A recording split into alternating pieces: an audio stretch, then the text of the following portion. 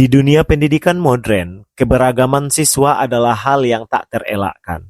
Siswa hadir di ruang kelas dengan berbagai latar belakang, kemampuan, minat, dan gaya belajar. Sebagai pendidik, memahami perbedaan ini bukan hanya sebuah keharusan, tetapi juga sebuah tantangan untuk menciptakan pembelajaran yang efektif dan inklusif bagi semua siswa.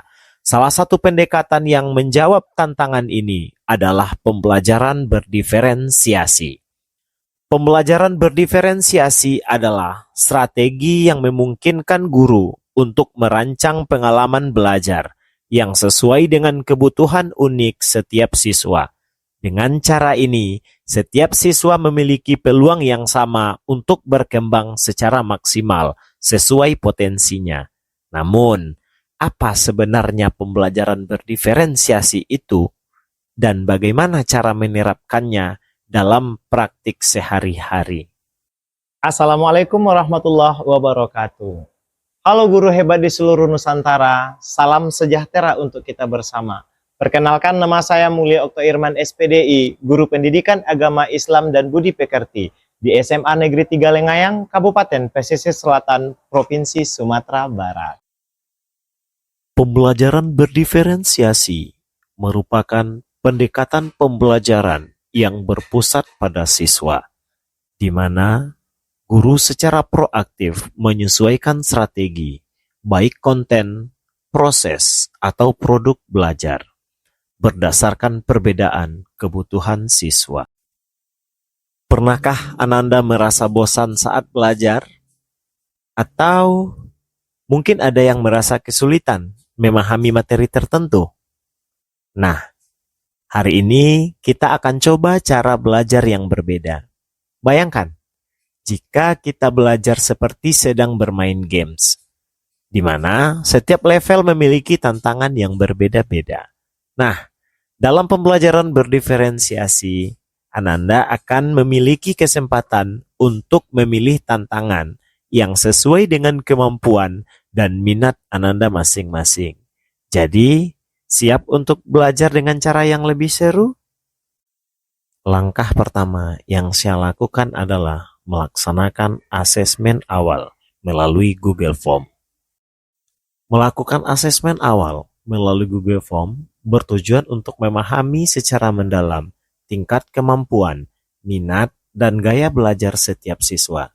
Dengan pendekatan ini, saya dapat mengumpulkan data yang terstruktur dan akurat, sehingga pembelajaran dapat disesuaikan secara optimal.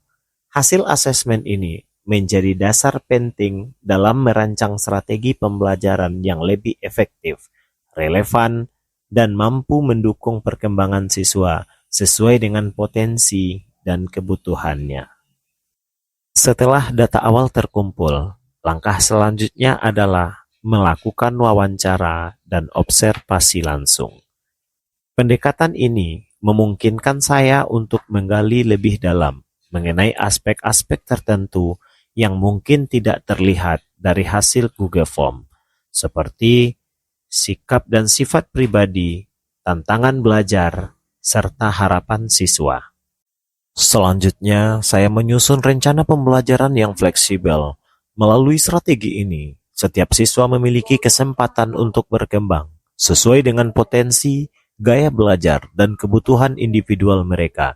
Dengan memperhatikan keberagaman tersebut, pembelajaran menjadi lebih bermakna dan relevan bagi semua peserta didik.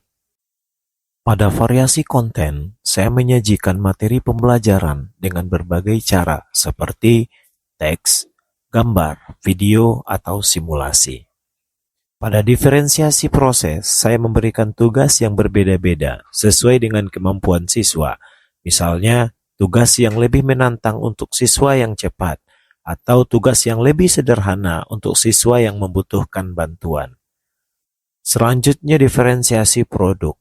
Memungkinkan siswa untuk menunjukkan pemahaman mereka melalui berbagai bentuk produk, seperti presentasi, poster, atau karya seni. Selanjutnya, membangun sistem manajemen kelas yang efektif dan mengembangkan kompetensi guru serta melibatkan siswa dan orang tua. Langkah selanjutnya yang saya lakukan adalah memonitor dan mengevaluasi progres siswa. Dengan menggunakan berbagai metode evaluasi seperti penilaian formatif, proyek, atau presentasi untuk mengukur kemajuan siswa. Memberikan umpan balik yang konstruktif yang membangun kepada siswa secara individual. Dan melakukan refleksi terhadap praktik mengajar untuk memperbaiki pendekatan di masa yang akan datang. Aku merasa belajar sama Pak Mulia itu beda banget ya. Dia selalu ngasih tugas yang sesuai sama kemampuan kita. Iya, aku juga ngerasa begitu. Kalau aku, Pak Mulia kasih aku kesempatan buat presentasi lisan karena aku lebih nyaman ngomong daripada nulis. Jadi, aku tetap bisa menunjukkan pemahamanku. Aku juga suka caranya Pak Mulia ngajarin. Dia kasih waktu tambahan buat aku yang agak lambat memahami materi. Nggak pernah terasa kayak aku ketinggalan dibanding yang lain. Bener banget, rasanya kita semua dihargai dengan cara belajar masing-masing. Aku jadi lebih percaya diri buat belajar. Iya, aku harap guru-guru lain juga bisa seperti Pak Mulia. Jadi, semua murid punya kesempatan berkembang dengan cara mereka sendiri. Betul, aku jadi semangat kalau belajar sama Pak Mulia. Kayaknya kita lebih paham karena pendekatannya cocok buat semua orang.